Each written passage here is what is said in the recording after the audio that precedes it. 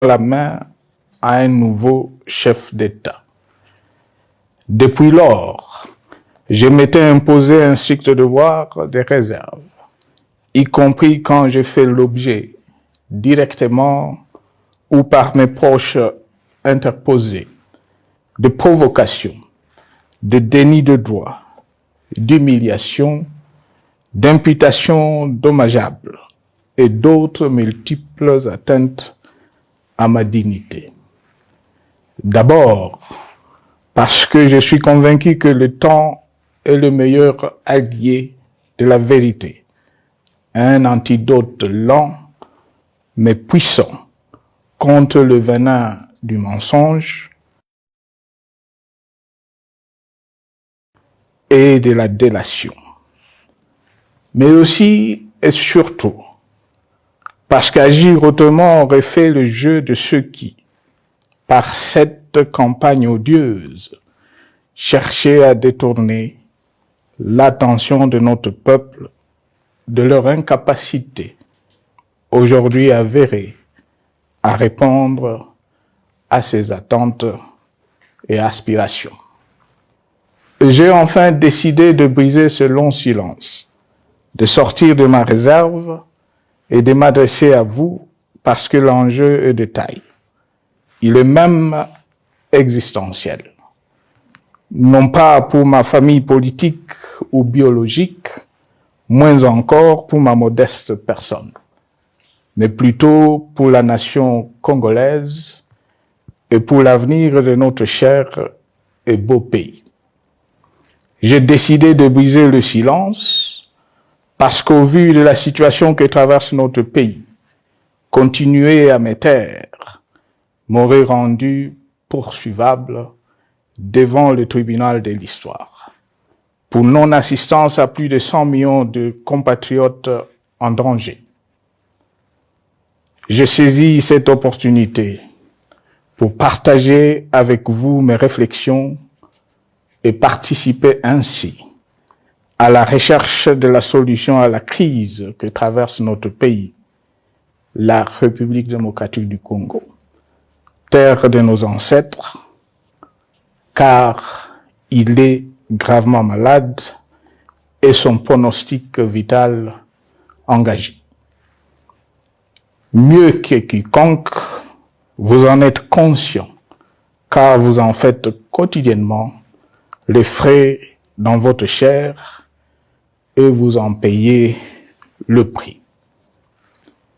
Mes chers compatriotes, vu l'importance stratégique de notre pays et le rôle qu'il est appelé à jouer, j'avais, de l'avènement au pouvoir du chef de l'État actuel, conclu avec lui un accord donnant naissance à la coalition entre nos forces politiques respectives.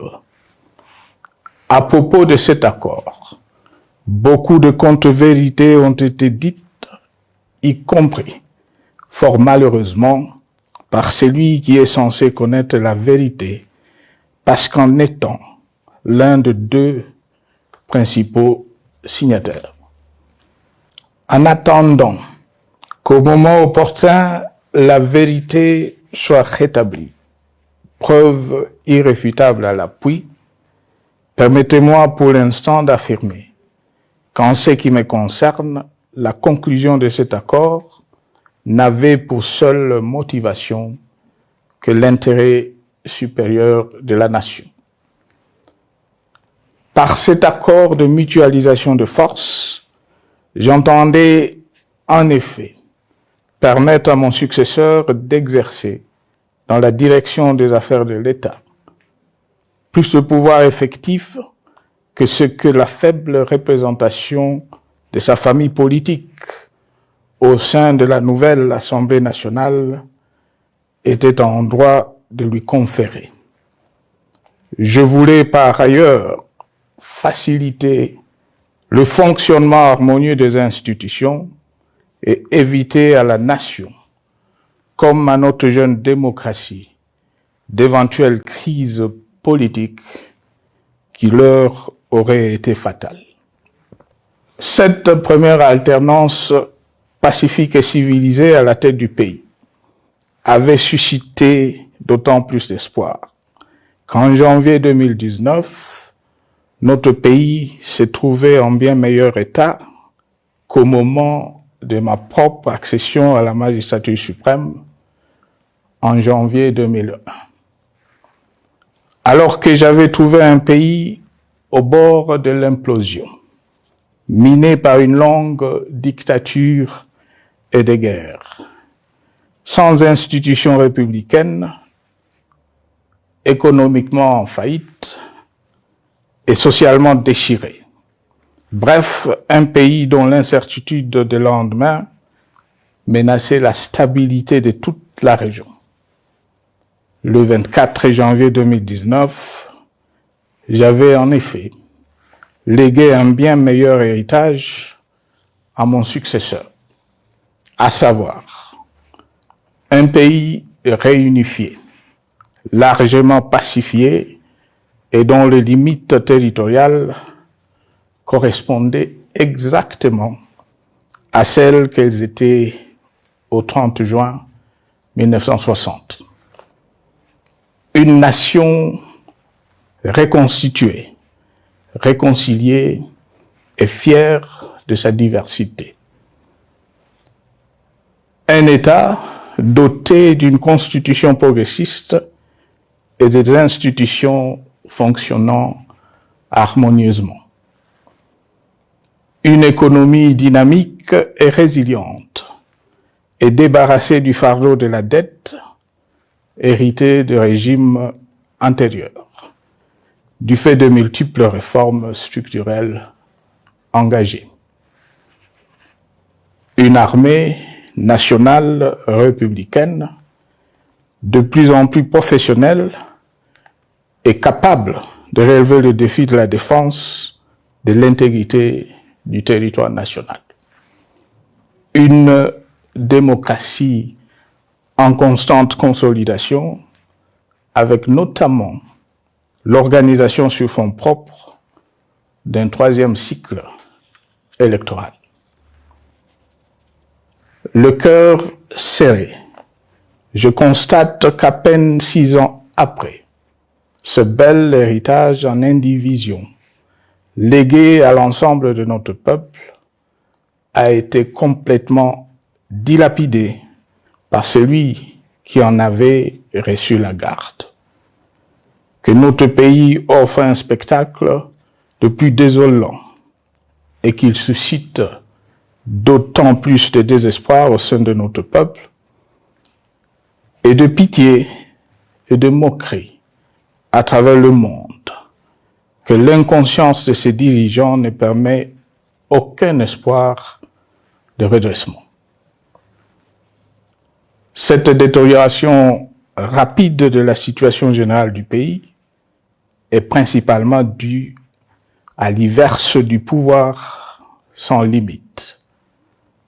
Le nouveau dirigeant s'illustre en effet par une série de remises en cause, reniements et violations intentionnelles de la Constitution, avec en toile de fond la volonté irrésistible de concentrer tout le pouvoir entre les mains d'un seul homme, au mépris du pacte qui cimentait la cohésion de notre peuple. Le premier acte de remise en question de ce pacte républicain, véritable socle de stabilité et de cohésion nationale, a consisté à violer délibérément la Constitution et les lois pertinentes. Lors du premier remaniement de la Cour constitutionnelle par le président de la République.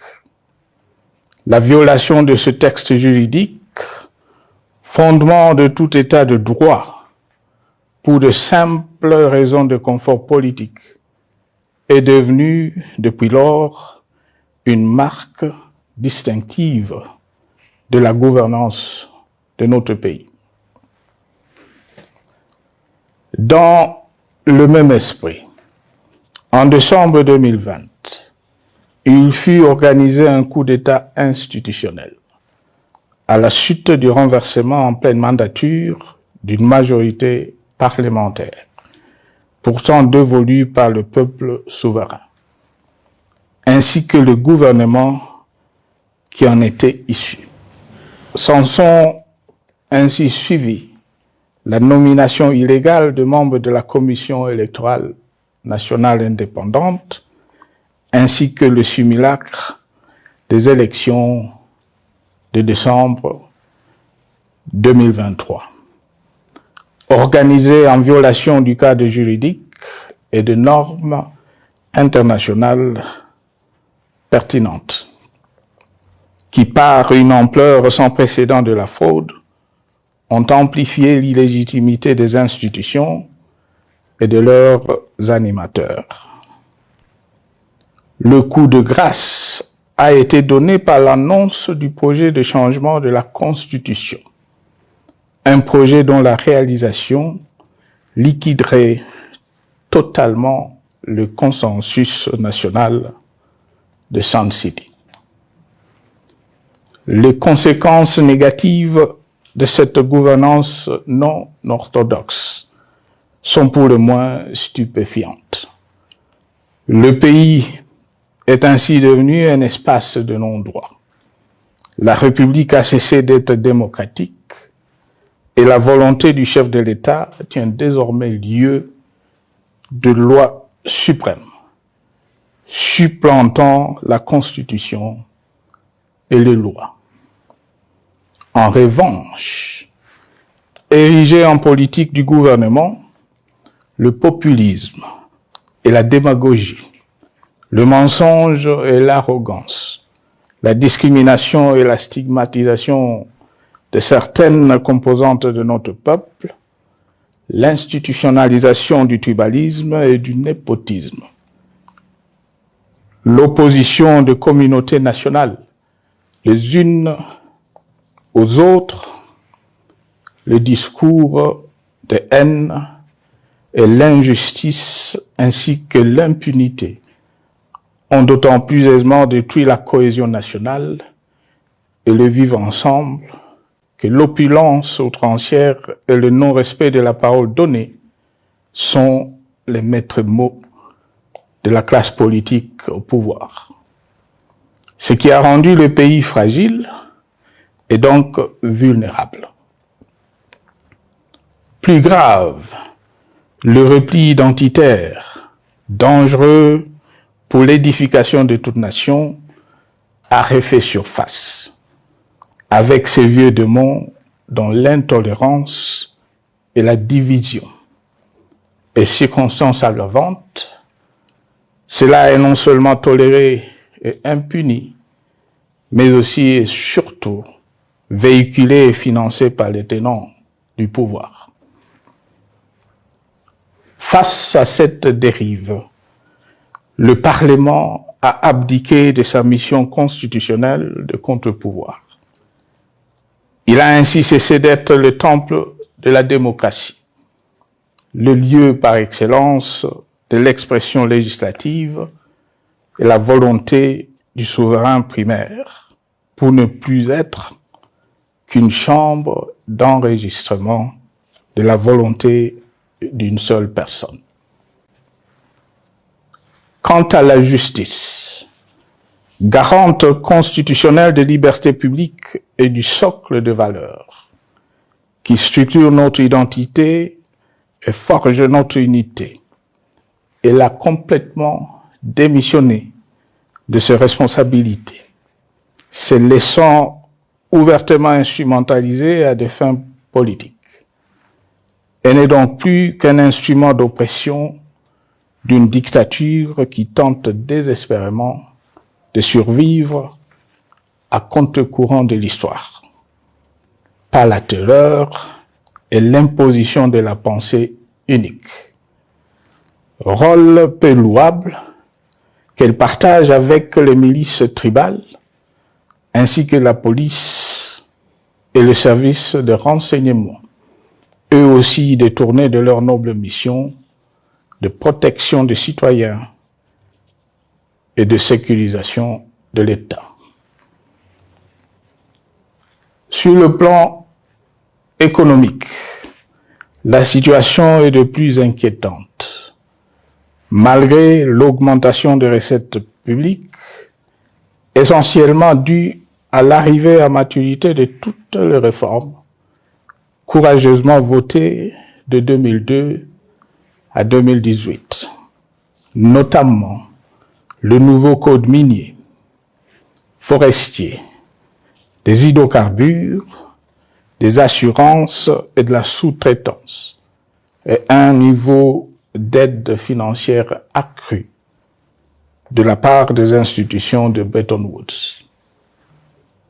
Aucun investissement n'a été réalisé pour doter le pays d'infrastructures modernes, soutenir des réformes structurelles et stimuler la croissance.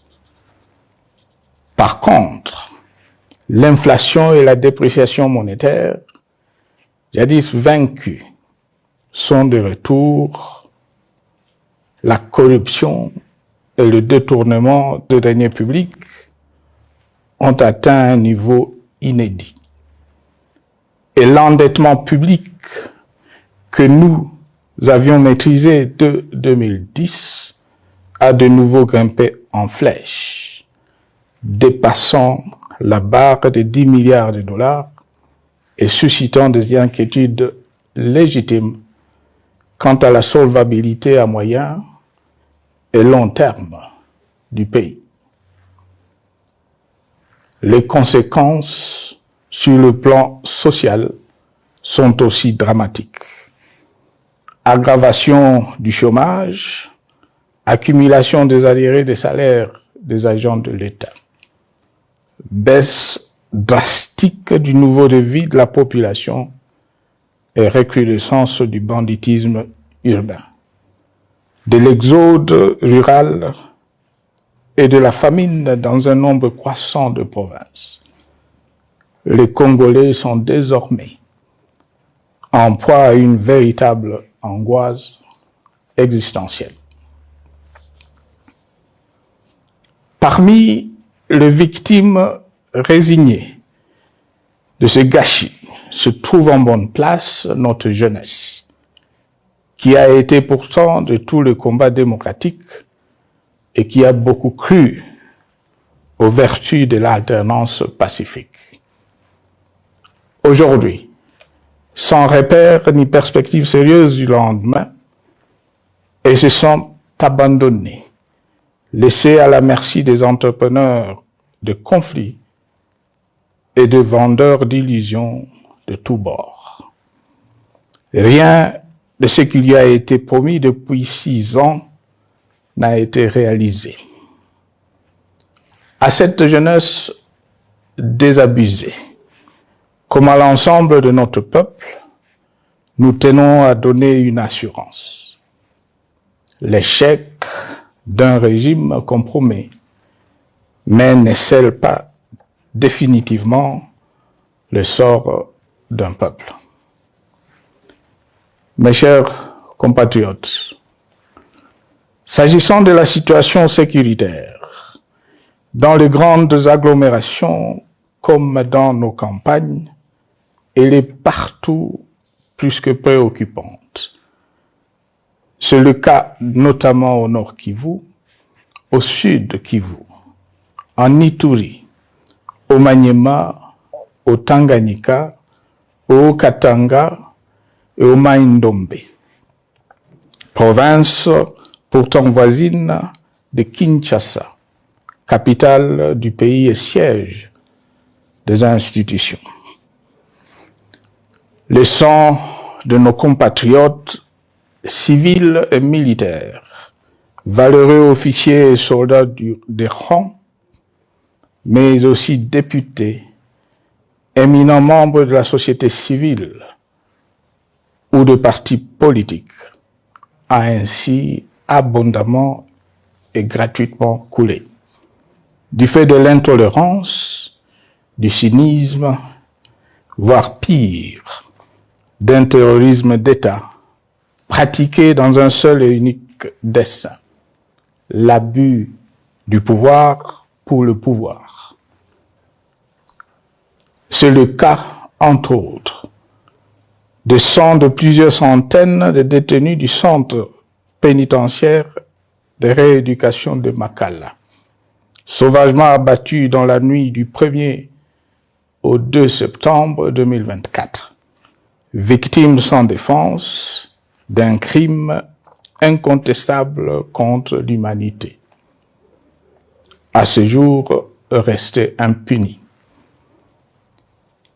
Il en est de même de membres de la secte mystico-religieuse Wazalendo de Goma, de jeunes de la Junafek à Lubumbashi et du massacre des adeptes de l'église Mbidi à Kilwa. Cette déliquescence de la situation sécuritaire est due à la mauvaise gouvernance du pays qui, dans ces secteurs, est aujourd'hui caractérisé par une formation militaire bâclée, des recrutements et mises en place ethniquement motivés, ainsi que par l'emprisonnement sans jugement, aussi bien de plusieurs militaires et officiers de haut rang que des agents de l'ordre et de sécurité, majoritairement swahiliphones. Bien plus, à l'armée nationale, bouclier de la nation, instrument de préservation de l'indépendance nationale et de l'intégrité territoriale, il a été substitué de bandes de mercenaires, de groupes armés, de milices tribales et de forces armées étrangères, qui ont non seulement montré leurs limites, mais aussi enfoncé le pays dans un chaos indescriptible. L'État a ainsi perdu le monopole de la violence légitime en sous-traitant aux groupes armés, autrefois maîtrisés, le maintien de l'ordre public et de la tranquillité nationale. Et comme si cela ne suffisait pas, l'armée nationale est vilipendée, conspuée et tournée en dérision par les autorités qui n'assument jamais rien alors qu'elles sont censées veiller à sa consolidation et à sa respectabilité. Pour les avoir formés, commandés et conduits au front, je connais nos soldats, boucs émissaires aujourd'hui de toutes les contre-performances enregistrées sur les champs de bataille. Ils ne sont pourtant pas intrinsèquement moins bons, moins nationalistes et moins loyaux. Ce qui a changé entre-temps, c'est la qualité du commandement et de leur prise en charge. Au niveau régional, le gouvernement a levé l'option désastreuse de se détourner de deux principaux instruments internationaux qui étaient à la base de l'architecture régionale de paix et de sécurité, laquelle avait permis la stabilité régionale que le président actuel avait trouvée lors de son accession au pouvoir, à savoir le pacte sur la sécurité, la stabilité et le développement dans la région de Grand Lac et l'accord cadre pour la paix, la sécurité et la coopération pour la République démocratique du Congo et la région. Plus grave encore, en faisant de forces négatives, les FDLR, ainsi que des centaines de groupes armés congolais, des supplétifs des forces armées de la République démocratique du Congo, le gouvernement a ouvert la voie à la régionalisation du conflit, avec des conséquences inévitables sur la stabilité de la région. Mes chers compatriotes, alors que sur le plan institutionnel, politique, économique et sociale, les fondamentaux avaient été établis et que le pays avait été placé sur la rampe de lancement, prêt à décoller. Nous voici, hélas, en un temps record, soit 6 ans, de nouveau à la case départ. Seul d'un État failli, divisé, désintégré, au bord de l'implosion, inscrit en bonne place au palmarès de pays pauvres, le plus corrompu et très endetté. En atteste tout le rapport tant du Conseil de sécurité des Nations Unies que ceux sur l'indice de développement humain et sur la pauvreté. La crise qui déchire notre pays est donc profonde et multidimensionnelle. Sa solution doit être nécessairement globale. Toute autre approche n'a donc aucune chance de conduire à une paix durable. Bien plus, le Congo est intemporel. Il n'appartient pas à tel ou tel régime politique. Ce dernier étant par définition rotatif et donc passager en démocratie. Il appartient plutôt au peuple congolais dans sa grande diversité. Ce qui est vrai du Congo l'est aussi des immenses ressources du sol et du sous-sol dont il regorge et qui sont essentielles à la croissance et au développement à l'échelle internationale. Que tous, au pays comme à travers le monde, en tiennent compte et qu'ils inscrivent leurs projets dans une perspective qui privilégie l'intérêt du Congo et des Congolais, plutôt que celui de ceux qui, à un moment ou à un autre, dirigent le pays. Cela étant, pour sauver le Congo, les griefs légitimes du peuple congolais contre le régime en place ne peuvent être éludés. Ils doivent plutôt être pris en compte. La dictature doit prendre fin et la démocratie, tout comme la bonne gouvernance économique et sociale, doivent être restaurées. Car, comme en témoigne l'histoire, il ne peut y avoir de solutions sécuritaires définitives sans solution politique sincère. Sinon, il y aura de nouvelles vagues de convulsions politiques, de troubles à la paix, d'insécurité, d'instabilité institutionnelle, de conflits armés et de guerres civiles. Perspective qu'en toute responsabilité, nous, Congolais, ne pouvons plus nous permettre. Il est dès lors vital que les multiples initiatives de recherche de la paix, Luanda, Nairobi, EAC SADC, l'Union africaine, Doha et Washington, que nous accueillons favorablement, les considérant comme autant de signes de compassion et de solidarité à notre peuple, soient conscientes de cette exigence. Qu'elles accordent aux Congolais à la fois maîtres de leur destin et premières victimes de cette crise la place centrale qui leur revient de droit, aussi bien dans le diagnostic du mal dont souffre le pays que dans la prescription du traitement dont il a besoin pour en guérir définitivement. Il convient de noter à ce sujet que le gouvernement de Kinshasa s'est enfin résolu à se mettre autour d'une même table avec l'AFC bar M23 depuis plusieurs semaines à Doha. Même si, bizarrement, il continue à considérer comme un crime le fait que les autres Congolais se parlent entre eux.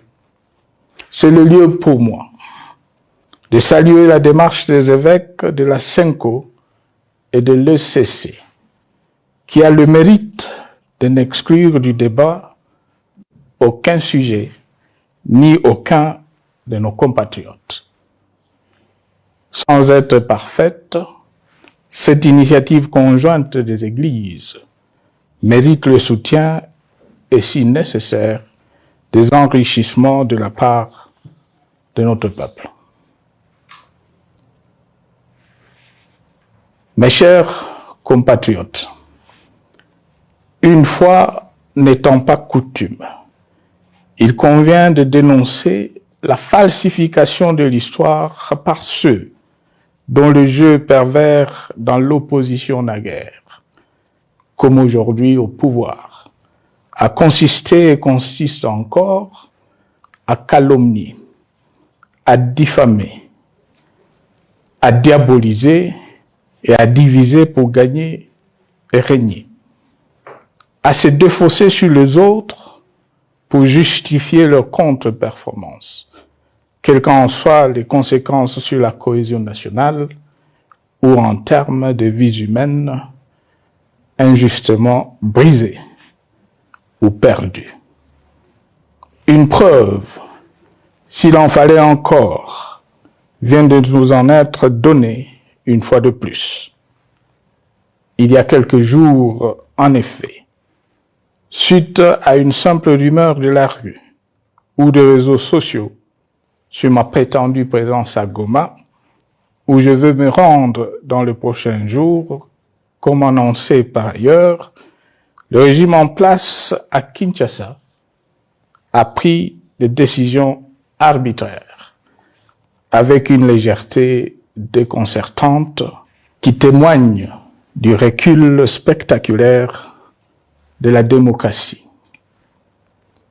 Mieux que quiconque, vous savez que pour moi, le Congo est la priorité absolue, que sa souveraineté et son intégrité territoriale ne sont pas négociables, que mon engagement pour la démocratie, la cohésion nationale, la paix et la stabilité n'est pas un slogan creux, et que le respect de la Constitution et des lois du pays, autant que celui de la parole donnée, sont sacrés. Militaire, j'ai juré de défendre la patrie jusqu'au sacrifice suprême. Hier au pouvoir, aujourd'hui en dehors du pouvoir, je demeure plus que jamais fidèle à ce serment. En ce moment où le pays est de nouveau divisé, appelé par le destin, j'ai le devoir d'œuvrer à la recherche de la paix et de contribuer à la reconstruction de notre pays qui se meurt. C'est dans cet esprit que j'ai choisi ce moment pour exprimer ma sympathie à l'endroit de toutes les victimes du conflit en cours, de réconforter et marquer ma solidarité avec la population de la partie orientale. Vous, qui êtes abandonnés par le pouvoir central, qui semble avoir pris le parti de vous punir, entre autres, en déconnectant les institutions financières du réseau bancaire national et en restreignant le mouvement de personnes et de biens. Ces décisions et bien d'autres vous asphyxient et rendent votre vie plus précaire que jamais. J'en appelle aux uns et aux autres en particulier au gouvernement, d'humaniser les conditions de vie de nos compatriotes de cette partie du territoire national. Ils ont droit à la vie, à la scolarisation de leurs enfants et aux autres conditions du bien-être. En entendant le rétablissement de l'autorité de l'État sur toute l'étendue du territoire national, j'invite les tenants du pouvoir à protéger la population. De même, l'armée, la justice, les autres structures en charge de l'ordre et de la sécurité doivent être véritablement au service de la population et répondre à ses aspirations. Mes chers compatriotes, de par mon expérience dans des situations similaires, le patriotisme et l'humanisme ont guidé le processus de règlement de conflits et ont porté de fruits dans le passé, aussi bien sur les champs de bataille que sur celui des négociations ou du dialogue. Notre pays avait été divisé de quasi-moitié pendant quelques années. La sagesse avait alors prévalu. Nous avions recollé le morceau et le pays a survécu dans son unité. C'est ainsi qu'après quelques années de réflexion sur la crise en cours, après avoir consulté des chefs d'État et des anciens chefs d'État de la région, ainsi que des acteurs politiques et sociaux, nationaux et étrangers, j'ai fait ce jour une proposition qui engage la nation tout entière à un sursaut patriotique pour un pacte citoyen afin de tirer le pays du gouffre. Le travail hardi qui s'impose à nous portera notamment sur les 12 points suivants. 1. Mettre fin à la dictature, mieux à la tyrannie. 2. Arrêter la guerre. 3. Rétablir l'autorité de l'État sur toute l'étendue du territoire national. 4. Restaurer la démocratie en revenant aux fondamentaux d'un véritable État de droit. 5. Rétablir les libertés fondamentales. 6. Réconcilier les Congolais et reconstruire la cohésion nationale. 7. Relancer le développement du pays par la mise en place d'une bonne gouvernance économique, une gestion administrative et financière orthodoxe et une répartition équitable des ressources nationales. 8.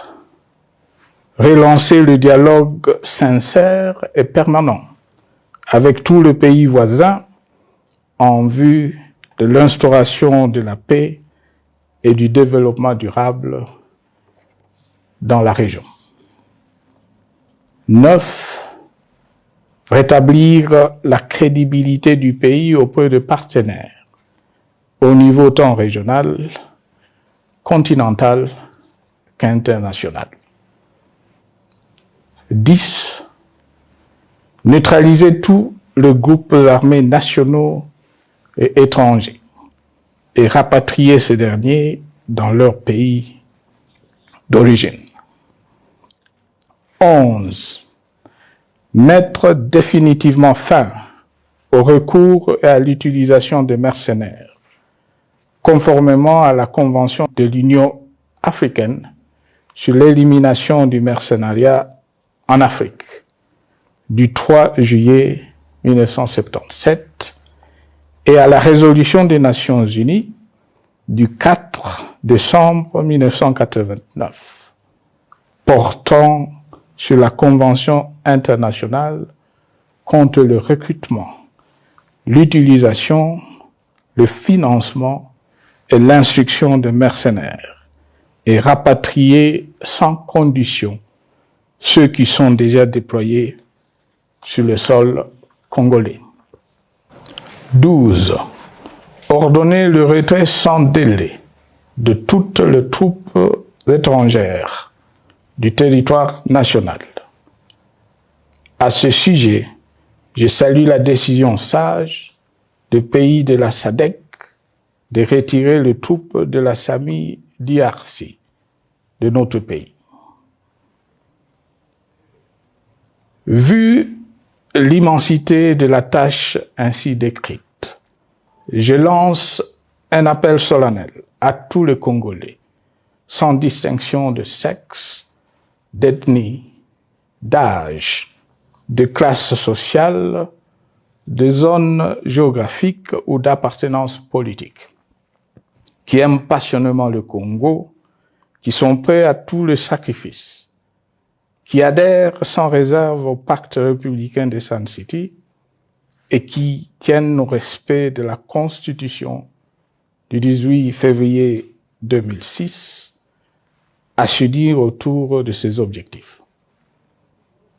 Il s'agit de la refondation de l'État et de l'édification d'un pays qui a perdu ses repères.